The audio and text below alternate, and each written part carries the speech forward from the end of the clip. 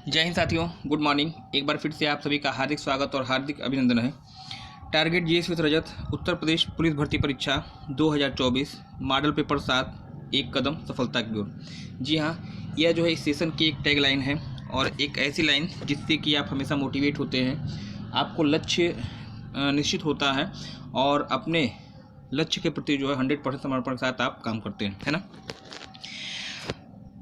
Uttar Pradesh police भर्ती परीक्षा को ध्यान में रखकर ये सीरीज आपकी चल रही है और आज आपका होगा मॉडल पेपर 7। उम्मीद है कि आप सभी लोग अच्छे से होंगे, आप सभी की तैयारी अच्छे से चल रही होगी।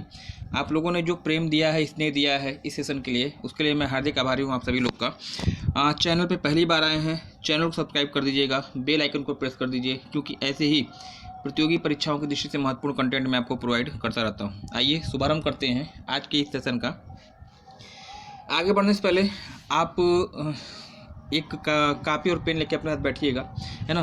जो चीज़ें आपको लगती हैं कि जानते हैं उनको आप इग्नोर कर दीजिए। जो आप जानते हैं नहीं, आपको जो आपके सामने से नहीं गुजरा है क्वेश्चन, उसको आप कहीं रफली नोट कर लीजिएगा और बाद में उसका फेयर नोट्स तैयार करिए। 10 दिन पहले उसका रिवीजन करिएगा पेपर से पहले। निश्चित रूप से जो आपकी परफॉर्मेंस होगी वह अन्य अभ्यर्थियों की अपेक्षा जो है वह अच्छी होगी। आइए शुभारंभ करते हैं। प्रश्न संख्या 1, है ना। प्रश्न संख्या 1 यहाँ पे आपका दिया गया है कि जब महात्मा गांधी जी को ट्रेन से जबरन उतारा गया था तो वो कहाँ की यात्रा कर रहे थे, है ना। यह आपसे पूछा गया है। एक उलझाऊ क्वेश्चन होगा, मॉडर्न हिस्ट्री का क्वेश्चन, आधुनिक भारत का क्वेश्चन। जब महात्मा गांधी जी को ट्रेन से उतारा गया था तो वह कहाँ की यात्रा कर रहे थे, ये आपसे पूछा गया है। ऑप्शन की अगर बात करिए तो ऑप्शन यहाँ पे दिया गया है प्रिटोरिया, डरबन, केप टाउन या फिर जोहान्सबर्ग, है ना। इसके बारे में मैं थोड़ा सा आप लोग कमेंट लेना चाहूँगा और मुझे पूरा विश्वास है कि इस प्रश्न में जो है आपके उत्तर जो है मिले जुले आएंगे। जी हाँ, देखिए आपने मिला जुला, कोई डरबन कह रहा है, कोई केप टाउन कह रहा है, कोई जोहान्सबर्ग कह रहा है ना। देखिए उलझाऊ क्वेश्चन है, इसको आप निश्चित रूप से अपने फेयर नोट्स में मेंशन करिएगा, क्योंकि अच्छे लोग इस प्रश्न को सही नहीं कर पाएंगे ना। इस प्रश्न का जो सही उत्तर है वो मैं आपको बता दूँ। कहाँ की यात्रा कर रहे थे जब उनको उतारा गया था, तो ऑप्शन ए आपका यहाँ पे राइट होने जा रहा है, प्रिटोरिया। ना डरबन आपका सही है, ना केप टाउन सही है और ना ही आपका जोहान्सबर्ग सही है ना। चलिए, साउथ अफ्रीका की अगर बात करिएगा तो विश्व में सर्वाधिक सोने की उत्पादन के लिए क्षेत्र आपका जाना जाता है और स्पेशली जो आपका जोहान्सबर्ग में एक खान आपकी पड़ती है विट वाटर्स रैंड, है ना। खान का नाम याद रखिएगा, विट वाटर्स रैंड। यह जो है सोने उत्पादन के लिए, गोल्ड के उत्पादन के लिए जानी जाती है। तो प्रश्न संख्या 1 का उत्तर आपका है, 1 का जो आपका है प्रिटोरिया, आपका उत्तर सही हो जाएगा। प्रश्न संख्या 2 की बात करिएगा। देखिए यहाँ पे दिया गया है कि पुस्तक अनलैसिंग इंडिया, है ना। अनलैसिंग इंडिया के लेखक कौन है? वीरप्पा मोइली, मनोहर पारिकर, राज ठाकरे या फिर शशि थरूर। ऐसी पुस्तकें भी आपको ज़्यादा कदा आपको मिल जाती हैं जिनका कोई और छोर नहीं होता है और इसका सिर्फ एक ही विकल्प है कि आप इनको एक फेयर नोट्स में इनको मेंशन करिए और इसको रिवाइज करके जाइए, है ना। आगे पीछे का कोई किनारा है नहीं। फिलहाल मैं प्रश्न का उत्तर आपको सही बताता हूँ। यहाँ पे ऑप्शन ए अनलैसिंग इंडिया के लेखक कौन है? ऑप्शन ए आपका हो जाएगा वीरप्पा मोइली। प्रश्न संख्या 3 की अगर बात कर लीजिएगा। देखिए 3 की अगर बात करिए तो यहाँ पे दिया गया है, निम्नलिखित में से किस बंदरगाह को वर्तमान समय में पंडित दीनदयाल उपाध्याय के नाम से जाना जाता है? पंडित दीनदयाल उपाध्याय बंदरगाह के नाम से किस बंदरगाह को नाम से जाना जाता है? ऑप्शन ए आपका दिया है नवाशवा पोर्ट, फिर आपका दिया है कांडला पोर्ट, तीसरा आपका दिया है तूतीकोरन या फिर दाहेज, है ना। पहले मैं इस प्रश्न का उत्तर मैं आपको देता हूं और फिर इसके बाद इस प्रश्न के ऑप्शन में जो पोर्ट दिए गए हैं उनकी मैं व्याख्या करता हूं, झन्नाटेदार व्याख्या, जहां से प्रश्न आपके फंसना तय है यदि आपका भारतीय बंदरगाह से प्रश्न बनता है ना। पूछा गया किस बंदरगाह को आप दीनदयाल उपाध्याय बंदरगाह के नाम से जानते हैं? तो इस प्रश्न का जो सही उत्तर होगा ऑप्शन बी यानी कांडला पोर्ट को आप वर्तमान समय में दीनदयाल उपाध्याय बंदरगाह के नाम से जाना जाता है। पूछा जाए कहाँ पर स्थित है तो आप बताइए गुजरात में कच्छ की खाड़ी के तट पर स्थित है और यह भी याद रखिएगा यह एक ज्वारीय टाइडल पोर्ट है। ज्वारीय बंदरगाह का उदाहरण है, मुक्त व्यापार वाला क्षेत्र है और साथ ही साथ कहाँ पे है, तो गुजरात में इसकी लोकेशन होगी, है ना। इसी का नाम क्या है, पंडित दीनदयाल उपाध्याय बंदरगाह। नवा शेवा पोर्ट की अगर बात करिएगा तो नवा शेवा पोर्ट आपका महाराष्ट्र में पड़ता है, मुंबई का सहायक बंदरगाह है। और नवा शेवा पोर्ट को आज की डेट में आप पंडित जवाहरलाल नेहरू बंदरगाह के नाम से जानते हैं। मुंबई का सहायक बंदरगाह होगा। और अगर देखा जाए तो यह भारत का सबसे बड़ा मालवाहक बंदरगाह है या सबसे बड़ा कंटेनर पोर्ट है।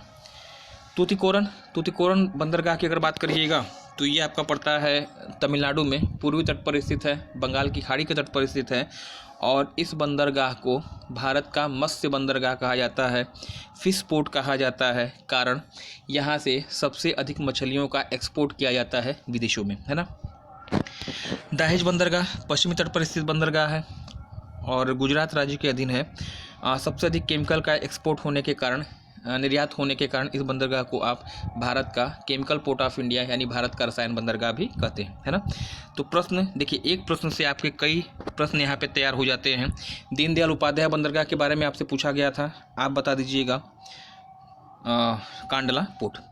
एक प्रश्न मेरा आपसे, आप मुझे बताइएगा कलकत्ता बंदरगाह जो पूर्वी तट पर स्थित है, जिसे आप पूर्व का लंदन भी कहते हैं, डायमंड हार्बर भी कहते हैं, कलकत्ता बंदरगाह को आज की डेट में आप किस नाम से जानते हैं, इसका वर्तमान नाम क्या है, कमेंट सेक्शन में आप मुझे कमेंट करेंगे। चलिए प्रश्न संख्या 4 की बात करिएगा। देखिए ये क्वेश्चन आपका जो है थोड़ा सा रेयर होगा, लेकिन इसके बाद भी मुझे पूरी उम्मीद है कि इस प्रश्न का उत्तर आप सभी लोग सही देंगे। पूछा गया है, निम्नलिखित में से किस देशी रियासत ने पाकिस्तान में मिलने की घोषणा की थी, लेकिन जनमत संग्रह के बाद इसे पुनः भारत में मिलने के लिए मजबूर होना पड़ा, है ना। 4 रियासतों का नाम दिया गया है। पूछा गया है किसने जो है पाकिस्तान में मिलने की अनाउंसमेंट की थी, लेकिन बाद में इसे पुनः भारत मिलने के लिए मजबूर होना पड़ा था। रियासत का नाम देखिए ऑप्शन में, फरीदकोट दिया है, पोरबंदर दिया है, जूनागढ़ दिया है और आपका हैदराबाद दिया है। देखिए इस प्रश्न का जो सही है उत्तर वह आपका होगा Hyderabad, option D. Option D आपका यहाँ पे सही होने जा रहा है। और यहीं से एक प्रश्न मैं आपको और बता दे रहा हूँ कि पूछा जाता है कि हैदराबाद रियासत को भारतीय क्षेत्र में मिलाने के लिए जो ऑपरेशन चलाया गया था, उस ऑपरेशन का नाम आपसे पूछा जाता है, कई बार पूछा गया है और उसको भूलिएगा मत। तो वह ऑपरेशन क्या था, आप बताइएगा। ऑपरेशन पोलो, है ना। ऑपरेशन पोलो हैदराबाद रियासत को भारतीय सीमा में शामिल करने के लिए चलाया गया अभियान ही क्या था, ऑपरेशन पोलो था। तो ऑपरेशन पोलो से आप कई बार प्रश्न आपका बन चुका है, याद रखिएगा। कुछ और ऑपरेशंस मैं आपको बता दूं या कमेंट सेक्शन में आपसे मैं उनका प्रश्न का उत्तर जानना चाहूँगा। एक आप मुझे बताइएगा ऑपरेशन गंगा, है ना। एक का प्रश्न मुझे बताइए ऑपरेशन गंगा किससे रिलेटेड है, एक ये बताइएगा। एक मुझे बताइएगा ऑपरेशन देवी शक्ति, है ना। ऑपरेशन गंगा बताइए, ऑपरेशन देवी शक्ति बताइए और एक ऑपरेशन मुझे आप बताइएगा ऑपरेशन मैत्री। ये 3 ऑपरेशन किससे रिलेटेड हैं, आप मुझे कमेंट सेक्शन में कमेंट करके बताइएगा। और जो इस प्रश्न का उत्तर देगा मैं समझ लूँगा कि निश्चित रूप से उसकी तैयारी बहुत ही अच्छी है, जो कि किसी भी स्तर के पेपर को बीट कर सकता है। आइए प्रश्न संख्या 5 की आप बात कर लीजिएगा। निम्नलिखित में से कौन सुमेलित नहीं है, यह आपसे पूछा गया है। एक तरफ सैन्य अभ्यास दिया है और दूसरी तरफ संबंधित देश, मतलब किन 2 देशों के बीच में वह अभ्यास हुआ है, वह आपको यहाँ पे कौन सुमेलित नहीं है ये आपसे पूछा गया है। ऐसे क्वेश्चन से भी आपको 2-4 होना होगा, है ना, अगर आपको नियुक्ति पानी है तो। देखिए दिया गया है इंद्र सैन्य अभ्यास भारत और रूस के बीच में, हैंड इन हैंड सैन्य अभ्यास भारत और श्रीलंका दिया है, धर्म गार्जियन सैन्य अभ्यास भारत और जापान दिया है और एक आपको दिया है अजय वॉरियर्स भारत और ब्रिटेन। कौन सुमेलित नहीं है, देखिए इस प्रश्न का जो सही उत्तर आपका है वह है ऑप्शन बी। कौन सुमेलित नहीं है, तो हैंड इन हैंड सैन्य अभ्यास जो है यहाँ भारत और श्रीलंका दिया गया है, जबकि यह भारत और चीन के बीच में हुआ था, है ना, भारत और चीन के बीच में हुआ था, तो इसलिए यह आपका सुमेलित नहीं है। यही आपसे पूछा गया कौन सुमेलित नहीं है। अच्छा, भारत श्रीलंका के बीच में कौन सा सैन्य अभ्यास हुआ है, आप मुझे कमेंट सेक्शन में कमेंट करेंगे। इसके अलावा जो अन्य सैन्य अभ्यास आपको दिया गया है इंद्र सैन्य अभ्यास भारत और रूस के बीच में, बिल्कुल राइट है। धर्मगार्जियन सैन्य अभ्यास भारत और जापान के बीच में, यह भी आपका बिल्कुल राइट है। और अजय वारियर सैन्य अभ्यास, यह भी आपका बिल्कुल राइट है, भारत और ग्रेट ब्रिटेन के बीच में। भारत और श्रीलंका के बीच में कौन सा सैन्य अभ्यास है, आप मुझे कमेंट सेक्शन में कमेंट करेंगे। चलिए आज के सेशन का 6वां क्वेश्चन और इम्पॉर्टेंट क्वेश्चन इन्वायरमेंटल सेक्शन से लिया गया है। क्वेश्चन पूछा गया है कि निम्नलिखित में से कौन सुमेलित है। 3 का सुमेलन गलत है और 1 आपका सही है ना। कौन सुमेलित है वही आपको छांटना है यहाँ पे। WWF देखिए, एक तरफ जो है पर्यावरणीय संस्थाओं का नाम दिया गया है और दूसरी तरफ जो है उसके मुख्यालय दिए गए हैं, है ना। निश्चित रूप से इस प्रश्न का भी उत्तर आप बता लेंगे, क्योंकि आप मेरे विद्यार्थी हैं और निश्चित रूप से जो है आप इसका उत्तर बताने जा रहे हैं। WWF का मुख्यालय कहाँ पे है? ग्लैंड, स्विट्जरलैंड दिया है। UNEP नैरोबी दिया है और IUCN ग्लैंड दिया है और 1 ऑप्शन आपको दिया है उपयुक्त सभी, है ना। प्रश्न के स्तर से आप समझ गए होंगे इस प्रश्न का जो उत्तर आपका है वह तो आपका निश्चित रूप से आप समझ गए हैं कि इसमें से तीनों ऑप्शन क्या है, सुमेलित है। इसमें कोई डाउट नहीं है, ये तीनों मुख्यालय आपके सुमेलित हैं, कोई भी इसमें डाउट आपका नहीं है। अब ऑप्शन की व्याख्या करना मेरा काम है। चलिए देखिए, अगर ए ऑप्शन की बात करिएगा, WWF यानी इसका जो फुल फॉर्म होता है वर्ल्ड वाइल्ड लाइफ फंड, है ना, या इसी को हिंदी में आप कहते हैं विश्व वन्य जीव राहत कोष, है ना। वन्य जीवों के लिए, उनकी सुरक्षा के लिए जो फंड स्थापित किया गया है वो आपका WWF है। और इसकी अगर बात करें, इसकी स्थापना कब हुई थी, कमेंट सेक्शन में आप मुझे बताएंगे। इसका मुख्यालय आपका बिल्कुल राइट है, वह आपका ग्लैंड, स्विट्जरलैंड में है ना। UNEP यूनेप कहा जाता है 60 में इसी को, और फुल फॉर्म जो इसका होता है यूनाइटेड नेशन एनवायरमेंटल प्रोग्राम या संयुक्त राष्ट्र पर्यावरण कार्यक्रम। 1972 में इसकी स्थापना होती है। 1972 में UNEP के मुख्यालय की स्थापना होती है 5 नवंबर को, और इसका मुख्यालय कहाँ पे है, आपका नैरोबी में है ना। तो WWF का मुख्यालय ग्लैंड में, UNEP का मुख्यालय नैरोबी, केन्या में। IUCN की बात करिएगा तो IUCN जो है पर्यावरण संरक्षण की सबसे बड़ी इकाई है, सबसे बड़ा संगठन कहिएगा। 1948 है ना, 1948 में IUCN की स्थापना होती है और इसका मुख्यालय क्या है, तो international union for conservation of nature, है ना। International union for conservation of nature, ये जो है IUCN का फुल फॉर्म है और इसकी स्थापना 1948 में होती है और इसका भी मुख्यालय कहाँ पे है, तो ग्लैंड, स्विट्जरलैंड में है ना। तो तीनों का एक्सप्लेनेशन मैंने कर दिया है, तीनों का प्रॉपर नोट्स बनाइएगा, तीनों का स्थापना वर्ष याद रखिएगा। हाँ, WWF का मैंने आपसे पूछा है, कमेंट सेक्शन में आप मुझे कमेंट करके बताएंगे कि WWF का मुख्यालय तो दिया ही है, स्थापना इसकी कब हुई थी। चलिए प्रश्न संख्या 7 की बात कर लीजिएगा। तो ऐसे क्वेश्चन भी, टेक्निकल क्वेश्चन भी आपके आएंगे, निश्चित रूप से आएंगे। हाल ही में एक वैश्विक डाटा चोरी अपराध में किस कंपनी का नाम सामने आया है, ये आपसे पूछा गया है ना। हाल ही में एक वैश्विक डाटा चोरी अपराध में किस कंपनी का नाम सामने आया था? अमेजन दिया है, गूगल दिया है, सिस्को दिया है या फिर कैम्ब्रिज एनालिटिका दिया है ना। थोड़ा सा रेयर क्वेश्चन है, ज़्यादा एक्सप्लेनेशन इसमें है नहीं। ऑप्शन डी इसका जो फिलहाल इसका उत्तर होने जा रहा है। आप वन लाइनर रूप में ही इसको लिख लीजिएगा क्योंकि परीक्षा की दृष्टि से इंपॉर्टेंट होगा। कौन सी कंपनी है, तो कैम्ब्रिज एनालिटिका याद रखिएगा, है ना, आने वाली परीक्षा में संभावित रहेगा। प्रश्न संख्या 8 की बात कर लीजिएगा। भारतीय संविधान से लिया गया है, अधिनियमों से संबंधित है। कुछ अधिनियम का नाम दिया गया है और पूछा गया है कि निम्नलिखित में से किस अधिनियम के द्वारा भारतीयों की शिक्षा पर 1 लाख रुपए की धनराशि व्यय करने का प्रावधान किया गया था, है ना। किस अधिनियम के द्वारा भारतीयों की शिक्षा पर 1 लाख रुपए की धनराशि व्यय करने का प्रावधान किया गया था? ऑप्शन में 1833 का चार्टर एक्ट, 1813 का charter act, Pitt's of India act और 1786 का एक्ट ऑफ सेटलमेंट, है ना। 4 अधिनियम आपको दिए गए हैं और चारों में कुछ ना कुछ महत्वपूर्ण कार्य हुए हैं और चारों से प्रश्न आपके पूछे जाते हैं। पहले मैं जो प्रश्न में पूछा गया मैं पहले आपको उसको बता देता हूं और फिर उसके बाद इन अधिनियमों की व्याख्या की जाएगी। आइए, इस प्रश्न का जो सही उत्तर है, पूछा गया किस अधिनियम के द्वारा भारतीयों की शिक्षा के लिए 1 लाख रुपए की धनराशि व्यय करने का प्रावधान किया गया था, तो इसका जो सही उत्तर आपका होगा ऑप्शन बी। ऑप्शन बी 1813 का चार्टर एक्ट, 1813 का अधिनियम जो आपका आता है इसी अधिनियम में जो है आपका भारतीयों की शिक्षा के लिए 1 लाख रुपए की धनराशि व्यय करने का प्रावधान किया गया था।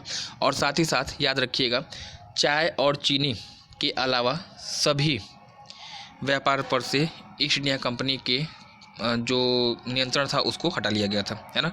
2 चीज़ें 1813 से पूछी जाती हैं, एक तो धनराशि, है ना, और दूसरी चीज़ मतलब 1 लाख रुपए की धनराशि शिक्षा के लिए, और दूसरा आपसे पूछा जाता है अभी जो मैंने बताया, चाय और चीनी के अलावा सभी पर नियंत्रण का प्रभाव। चलिए, इसके अलावा 33 के चार्टर एक्ट की अगर बात कर लीजिएगा, 1833 का अधिनियम, इसके द्वारा जो है बंगाल का जो गवर्नर जनरल होता था उसको पूरे भारतवर्ष का बना दिया गया था गवर्नर जनरल, है ना। 1833 से पहले बंगाल में गवर्नर जनरल का पद होता था। अंग्रेजों की साम्राज्य शक्तियों का क्या हुआ, विकास हुआ, और उसके बाद उनका विस्तार हुआ भारत में। 1833 के अधिनियम के द्वारा बंगाल के गवर्नर जनरल को पूरे भारत के गवर्नर जनरल बना दिया जाता है। और लॉर्ड विलियम बेंटिक का नाम आप याद रखेंगे, भूलेंगे नहीं ना। लॉर्ड विलियम बेंटिक के द्वारा जो है, लॉर्ड विलियम बेंटिक को जो है भारत का पहला गवर्नर जनरल बनाया जाता है, ठीक है। पीट्स ऑफ इंडिया एक्ट पूछा जाए कब आया था, 1784 ईस्वी में, है ना। पीट्स ऑफ इंडिया एक्ट 1784 में आया था। और याद रखिएगा, इम्पॉर्टेंट है, पूछा जाता है इसी एक्ट के द्वारा, इसी अधिनियम के द्वारा जो गवर्नर की जो सहायक परिषद, जो सहायता के लिए जो परिषद बनाई गई थी, रेगुलेटिंग एक्ट 1773 के द्वारा 4 सदस्यीय कमेटी बनाई जाती है, जिसका उद्देश्य क्या था, गवर्नर को सहायता प्रदान करना, है ना। पीट्स ऑफ इंडिया एक्ट के द्वारा इस 4 मेंबर में से एक को कम कर दिया जाता है, 3 सदस्यीय कर दिया जाता है। पहली चीज़ ये की गई थी। और दूसरी चीज़ याद रखिएगा, इसी पीट्स ऑफ इंडिया एक्ट के द्वारा जो है नियंत्रण परिषद की स्थापना की जाती है। और एक चीज़ आपको और ध्यान रखना होगा, इसी पीट्स ऑफ इंडिया एक्ट के द्वारा जो है किसी भी ईस्ट इंडिया कंपनी संबंधित कर्मचारी को भारतीयों से व्यापार करना, पुरस्कार लेना प्रतिबंधित कर दिया जाता है। तो पीट्स ऑफ इंडिया एक्ट से 3 चीज़ें आपको याद रखनी है, 1813 के चार्टर एक्ट से 2 चीज़ें आपको याद रखनी है, 33 के अधिनियम से 1 याद रखना है, और 1786 के एक्ट ऑफ सेटलमेंट से जो है 1 चीज़ आपको याद रखना होगा। गवर्नर जनरल के शक्ति में वृद्धि की गई थी, और उसको ये अधिकार दिया गया था कि वह अपने परिषद के, जो सलाहकार परिषद है, उसके निर्णय को या तो लागू कर सकता है या फिर हटा सकता है, निष्प्रभावी कर सकता है। और यह अधिकार पाने वाला पहला गवर्नर कौन था, तो आप बताएंगे लॉर्ड कॉर्नवालिस, है ना। तो ये चारों ऑप्शन की मैंने व्याख्या कर दी है, चारों से प्रश्न आपका बनना तय है। एक प्रश्न आपके लिए मैं पूछता हूँ आपसे कि लॉर्ड कॉर्नवालिस का मकबरा उत्तर प्रदेश के किस शहर में स्थित है। आपसे प्रश्न का उत्तर अपेक्षित होगा और क्वेश्चन एग्जाम में आया भी हुआ है। चलिए, आज के सेशन का 9वां क्वेश्चन देखिए, दिया गया है 1975 में आपातकाल के समय भारत के राष्ट्रपति कौन थे, यह आपसे पूछा गया है ना। 1975 में भारत में आपातकाल के समय राष्ट्रपति कौन थे, आपसे पूछा गया है। प्रधानमंत्री में पूछता तो सब लोग आराम से बता देते इंदिरा गांधी थी, लेकिन यहाँ राष्ट्रपति की बात हो रही है। ऑप्शन दिया है फखरुद्दीन अली अहमद, मोहम्मद हिदायतुल्लाह, जाकिर हुसैन और आर वेंकट रमन, है ना। आपातकाल के समय भारत में कौन राष्ट्रपति थे, इस प्रश्न का जो सही उत्तर है ऑप्शन ए फखरुद्दीन अली अहमद, है ना, राष्ट्रपति थे। अगर प्रधानमंत्री पूछा जाए तो श्रीमती इंदिरा गांधी बताइएगा। जाकिर हुसैन की बात कर लीजिए, तो जाकिर हुसैन जो है भारत के पहले मुस्लिम राष्ट्रपति, अगर इनका क्रम पूछ दे किस क्रम के थे, तो 3रे क्रम के थे, है ना।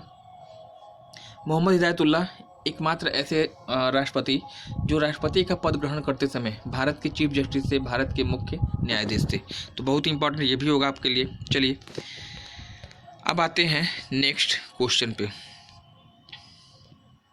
ये हुआ आपका 10वां क्वेश्चन, और लगभग आधा, मतलब टोटल 20 क्वेश्चन होते हैं, 10 क्वेश्चन हम लोग पहुंच चुके हैं, लगभग आधा हिस्सा हमने तय कर लिया है। आप लोग के सहयोग से निश्चित रूप से जो है यह वीडियो आपको पसंद आ रहा होगा।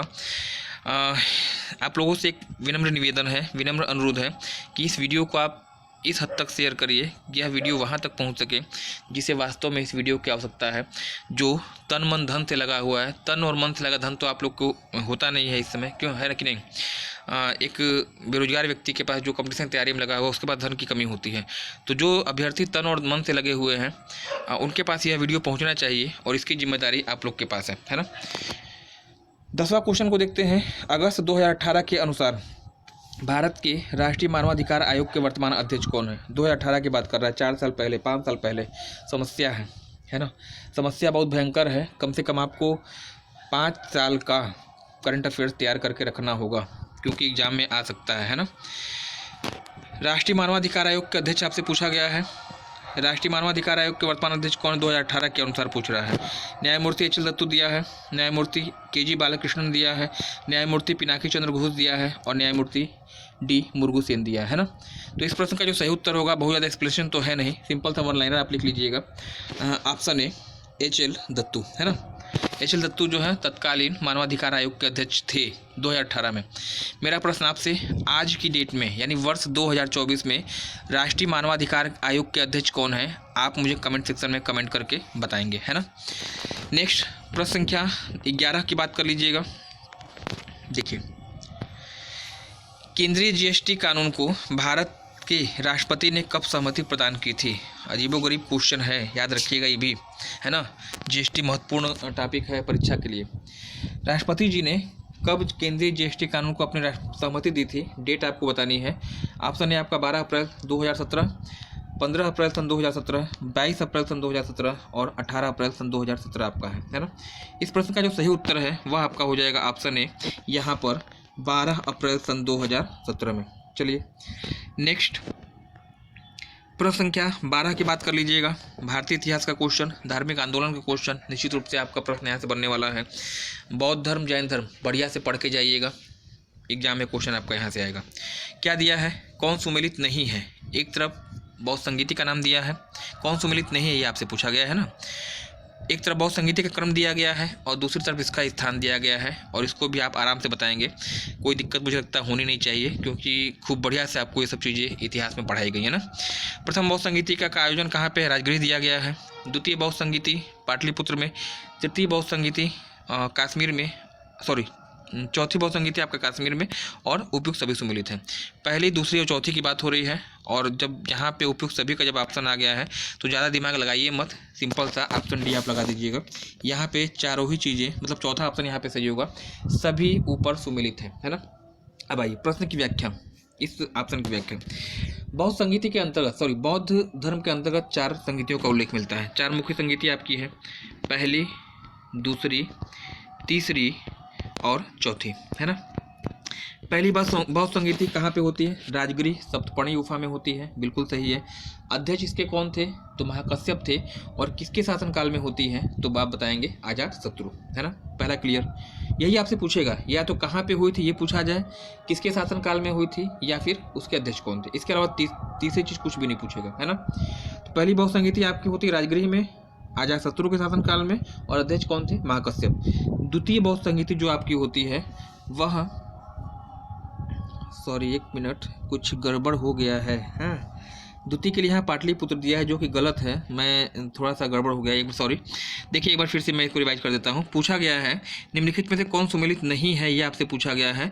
पहली बौद्ध संगीति राजगृह में होती है, द्वितीय बौद्ध संगीति यहाँ पाटलिपुत्र दिया है जो कि सुमेलित नहीं है ना, जो कि सुमेलित नहीं है, क्योंकि दूसरी बौद्ध संगीति आपकी पाटलिपुत्र में नहीं हुई थी बल्कि ये हुई थी आपकी कहाँ पर? तो वैशाली में, है ना। तो ये आपका उत्तर आपको सुमेलित नहीं है, बाकी सभी आपका सुमेलित है। फिलहाल 4 की मैं चर्चा कर रहा था। पहली बौद्ध संगीति मैंने आपको बता ही दिया था, राजगृह में अजातशत्रु शासनकाल में हुई थी और महाकश्यप अध्यक्ष थे। दूसरी बौद्ध संगीति जो आपकी होती है पाटलिपुत्र में नहीं होती बल्कि वैशाली में होती है और कालाशोक का शासनकाल था, अध्यक्ष साव कमीर थे। तीसरी बौद्ध संगीति जो है वह आपकी होती है पाटलिपुत्र में अशोक के शासनकाल में और अध्यक्ष इसके मुगली पुत्र तिष्य थे, है ना। चौथी बौद्ध संगीति का आयोजन कश्मीर कुंडलवन में होता है। शासन किसका था? कनिष्क बताइएगा। और अध्यक्ष कौन थे? तो अध्यक्ष इसके वसुमित्र थे। तो थोड़ा सा गलती हुई मुझसे, इसके लिए मैं क्षमा प्रार्थी रहूँगा आपके लिए। तो चारों के लिए मैं क्लियर मैंने बता दिया, इसमें कोई दिक्कत आपको होनी चाहिए। प्रश्न का जो उत्तर आपका होगा ऑप्शन बी होगा, द्वितीय यहाँ पे जो है वह सुमेलित नहीं है। चलिए आज के लिए 13वां क्वेश्चन आपके लिए होगा, निम्नलिखित में से कौन सा कथन सत्य नहीं है? मेला, देखिए मेले से संबंधित है, उत्तर प्रदेश स्पेशल का क्वेश्चन है। और पूछा गया है कौन सा कथन सत्य नहीं है। सभी मेले से संबंधित चीज़ें दी गई हैं ना। चलिए, सोलह कुल उत्सव और नौचंदी मेला धार्मिक एकता का प्रतीक है। थोड़ा सा प्रश्न का स्वरूप जो है चेंज किया गया है, संभल के पढ़िएगा आराम से, है ना। देखिए, सोलह कुल उत्सव तथा नौचंदी मेला धार्मिक एकता का प्रतीक है। पहली चीज़, ददरी मेला का आरंभ कार्तिक पूर्णिमा से आरंभ होता है और यह एक पशु मेला है। तीसरी चीज़, फर्रुखाबाद का कंपिल महोत्सव जैन धर्म से संबंधित है। और चौथा ऑप्शन आपको दिया, उपयुक्त सभी कथन सत्य हैं। कौन सत्य है यह आपसे पूछा गया है, कौन सत्य नहीं है ना। देखिए, थोड़ा सा एक्सप्लेनेशन की जरूरत होगी यहाँ पे आपको। फिलहाल इस प्रश्न में जो उत्तर आपका है सही है डी, और इसको डी करने का सही करने के कारण मेरा उद्देश्य सिर्फ इतना था कि आपको कभी कभी करता क्या है, 99% केसेस में तो आपसे यही पूछता है कि ददरी मेला कहाँ मनाया जाता है या खिचड़ी मेला कहाँ मनाया जाता है, मतलब लोकेशन पूछी जाती है, मैचिंग करने के लिए दी जाती है। लेकिन कभी कभी करता है क्या, थोड़ा सा घुमा देता है प्रश्न को, उनकी रीति रिवाज रहन सहन से भी प्रश्न पूछ लेता है ना। ऑप्शन ए में दिया गया है, सोलह कुल उत्सव और नौचंदी मेला धार्मिक एकता का प्रतीक है, जो कि बिल्कुल सही है, बिल्कुल सही है। अगर पूछ दे सोलह कुल उत्सव कहाँ मनाया जाता है, आगरा में, नौचंदी मेला कहाँ पे है, मेरठ में, तो ये तो आपका दोनों धार्मिक एकता का प्रतीक, हिंदू मुस्लिम एकता के प्रतीक हैं। बी, ददरी मेला का आरंभ कार्तिक पूर्णिमा से होता है और यह एक पशु मेला है। उत्तर प्रदेश का सबसे पूर्वी जिला बलिया, और बलिया में जो है ये मेला लगता है। कार्तिक पूर्णिमा से इसकी स्टार्टिंग होती है और स्टार्टिंग में इसमें गाय बैल पशु जो है बेचे जाते हैं। फर्रुखाबाद कंपिल महोत्सव आपका है, और ये जैन धर्म संबंधित, ये भी आपका क्वेश्चन आपका सही है ना। फर्रुखाबाद में रामनगरिया मेला, मनकपुर मेला, श्रृंगी रामपुर मेला, ये अन्य मेले हैं। आगरा की बात करिएगा तो कैलाश मेला, बटेश्वर मेला, गणगौर मेला, ये सब आपके आ जाएंगे, है ना। और राम बारात उत्सव भी आपका आगरा में है। चलिए नेक्स्ट प्रश्न संख्या अगर 14 की बात कर लीजिएगा। देखिए, दंत चिकित्सक के द्वारा किस प्रकार के दर्पण का प्रयोग किया जाता है। अवतल दर्पण दिया है, उत्तल दर्पण दिया है, बाइफोकल दर्पण दिया है, सादा दर्पण दिया है। इस प्रश्न का जो सही उत्तर आपका होगा ऑप्शन ए। ऑप्शन ए आपका यहाँ पर राइट होना चाहिए। जो दंत चिकित्सक यूज करते हैं आपके दांतों को देखने के लिए, किस प्रकार का दर्पण होता है, अवतल आपका होता है। 15 की बात कर लीजिएगा, ऐसे क्वेश्चन भी आपको मिलेंगे, है ना। एक जिला एक उत्पाद योजना के तहत हस्त निर्मित कागज का उत्पादन किस जिले को चुना गया है ना। हस्त निर्मित कागज का उत्पादन के लिए किस जिले को चुना गया है, जालौन, अमेठी, देवरिया या फिर बलिया, है ना। देखिए, एक जिला एक उत्पाद वह योजना जिसमें कि पर्टिकुलर एक जिले के लिए स्पेशली एक फैक्ट को चिन्हित कर दिया गया है। फिलहाल इस प्रश्न का जो उत्तर है वह तो आपका होगा जालौन, सॉरी, इस प्रश्न का जो उत्तर है हस्त निर्मित कागज के लिए कौन जिला है, जालौन है। जालौन का मुख्यालय क्या है, आप बताएंगे उर्रई, है ना। अमेठी का मुख्यालय आपसे पूछ दिया जाए, अमेठी के गौरीगंज है। अच्छा, इसी सिस्टम के तहत एक हस्त निर्मित कागज, मतलब सॉरी, एक जिला एक उत्पाद के तहत जो है बलिया की जो बिंदी है या टिकुली कहते हैं ना, टिकुली को जो है एक जिला एक उत्पाद यहाँ बनाया गया बलिया के लिए। आप मुझे कमेंट सेक्शन में बताइएगा कि जो ये दो जिले आपके बच रहे हैं, एक तो अमेठी है और एक आपका देवरिया है, इन दो जिलों के लिए एक जिला एक उत्पाद में कौन चुना गया है। कमेंट सेक्शन में आपसे उत्तर अपेक्षित होगा। फिलहाल प्रश्न का उत्तर आपका जालौन आपका सही होगा, हस्त निर्मित कागज के लिए। आज के सेशन का 16वां क्वेश्चन, गौतम बुद्ध के माँ देवदह राज्य के शासक परिवार से थी जो कि इस जिले में स्थित, परिवार लिखा है, परिवार पढ़िएगा, है ना, थोड़ा मिस टाइपिंग है। गौतम बुद्ध की माँ जो है वह देवदह राज्य के शासक परिवार से थी। यह अब किस जिले में स्थित है, बस्ती, देवरिया, गोरखपुर या फिर बलिया। इतिहास का क्वेश्चन है, थोड़ा सा डीप क्वेश्चन है, इसको आप 1 लाइनर ही लिखिएगा, है ना, क्योंकि पिछले एग्जाम में ये आ चुका है। ठीक, चलिए ऑप्शन ए इसका जो आपका राइट हो जाएगा, बस्ती, है ना। बस्ती में स्थित है वर्तमान समय में। और आप मुझे कमेंट सेक्शन में बताइएगा कि बस्ती में कौन सा पक्षी विहार पाया जाता है, उसका नाम मुझे कमेंट सेक्शन में कमेंट करेंगे। प्रश्न संख्या 17 की बात कर लीजिएगा। दिया गया है, निम्नलिखित में से किस वर्ष भारत में पहली रेल लाइन को बिछाया गया था। इंपॉर्टेंट क्वेश्चन है और कन्फ्यूजन क्रिएट करने वाला भी है। किस वर्ष पहली रेल लाइन बिछाई गई थी। 1852 दिया है, 1851 दिया है, 1850 दिया है और 1853 दिया है ना। देखिए, पहली रेल लाइन अगर आपसे पूछा जाए कि पहली रेल कब चलाई गई थी, आप कहेंगे सर 16 अप्रैल सन 1853, है ना। पहली रेल आपकी चलाई जाती है 16 अप्रैल सन 1853 को। लॉर्ड डलहौजी के शासनकाल में बम्बई से थाने के बीच में, पहली चीज़। अब जब पहली ट्रेन 1853 में चलाई गई है तो आपके दिमाग में एक चीज़ आएगी कि जो पहली रेल लाइन बिछाई गई होगी वह 1853 में तो नहीं होगी, या तो वह 1852 में होगी, या तो 1851 में होगी, है ना, या फिर 1850 में होगी। आपका दिमाग 1853 में काम करेगा ही नहीं। इस प्रश्न का उत्तर भी वही है जो पहली ट्रेन का है ना, ऑप्शन डी।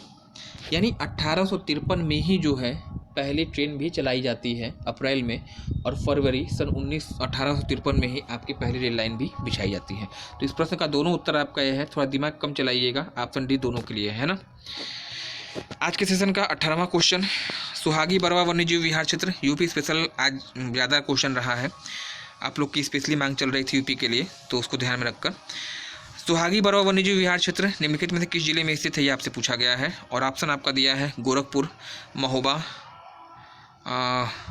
महाराजगंज या फिर बलरामपुर, है ना। देखिए, सुहागी बरवा वन्यजीव विहार क्षेत्र पड़ता है महाराजगंज में, ऑप्शन डी। नेपाल का बॉर्डर महाराजगंज में स्थित है, और इसी महाराजगंज में जो है आपका उत्तर प्रदेश का पहला या एकमात्र कहिए, उत्तर प्रदेश का पहला गिद्ध प्रजनन एवं संरक्षण केंद्र आपका स्थापित हुआ है महाराजगंज में। तो ये भी दो क्वेश्चन महाराजगंज से याद रखिएगा।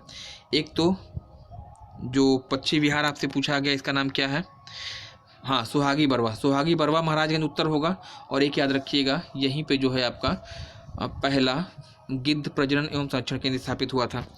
गोरखपुर में अगर मेले की बात करिएगा तो गोरखपुर में कौन सा मेला लगता है, खिचड़ी मेला बताइएगा। महोबा पान की खेती के लिए फेमस है। कजली महोत्सव आपका यहाँ पे है, और साथ ही साथ सबसे कम जनसंख्या वाला क्षेत्र है महोबा आपका। बलरामपुर में देवीपाटन मेला लगता है, और यही बलरामपुर में जो है सुहेलवा वन्यजीव विहार क्षेत्र भी स्थित है। चलिए, आज के सेशन का 19वां क्वेश्चन और मोस्ट इम्पॉर्टेंट होगा आप लोग के लिए, है ना। मोस्ट इम्पॉर्टेंट क्वेश्चन है, पूछा गया है काला नमक चावल महोत्सव। काला नमक चावल महोत्सव का आयोजन किस राज्य में किया जाता है, मणिपुर है, लद्दाख है, तेलंगाना है या फिर उत्तर प्रदेश है ना। काला नमक चावल महोत्सव, इस प्रश्न का जो सही उत्तर है ऑप्शन डी उत्तर प्रदेश। और उत्तर प्रदेश के किस जिले से संबंधित है, तो सिद्धार्थनगर, है ना।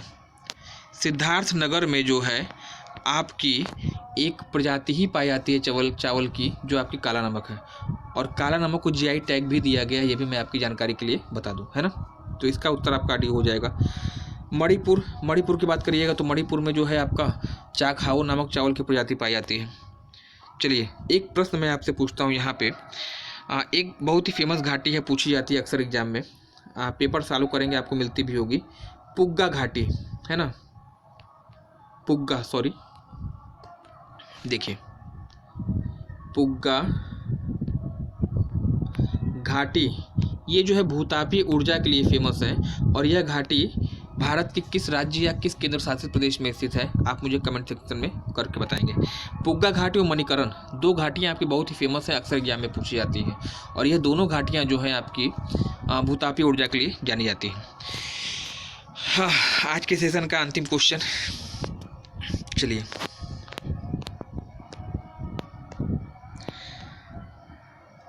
हाँ, प्रश्न संख्या 20, भारतीय संविधान के किस अनुच्छेद के तहत वित्त आयोग का उल्लेख किया गया है, यह आपसे पूछा गया है। संविधान का क्वेश्चन है, इंपॉर्टेंट क्वेश्चन होगा यह भी। पूछा गया है भारतीय संविधान के किस अनुच्छेद के तहत वित्त आयोग का गठन है, अनुच्छेद 312, 263, 280 या फिर 130, है ना। पहले प्रश्न का उत्तर, फिर इस प्रश्न की व्याख्या। देखिए, इस प्रश्न का जो सही उत्तर है वह आपका हो जाएगा ऑप्शन सी, वित्त आयोग किसके अंतर्गत है, अनुच्छेद 280 के तहत। पहली चीज़, अनुच्छेद 312 की बात करिएगा तो अखिल भारतीय परिषद, तो अखिल भारतीय सेवाएं IAS IPS होती है, 312 के तहत आपकी है।